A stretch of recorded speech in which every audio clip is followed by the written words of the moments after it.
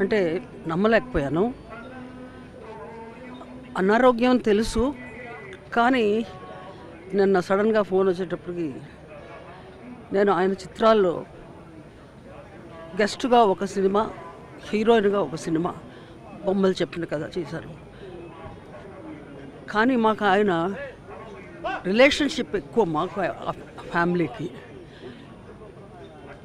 అందరూ విజయ నిర్మలాని పిలిస్తే ఆయన మటుకు నిర్మల అని ఆప్యాయంగా పిలిచేవారు.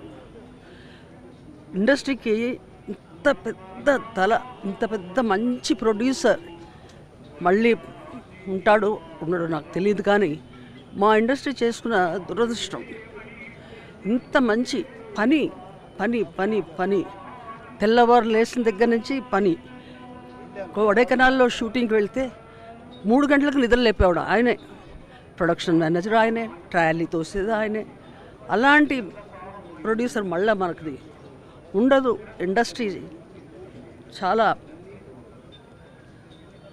చాలా బాధపడుతుంది.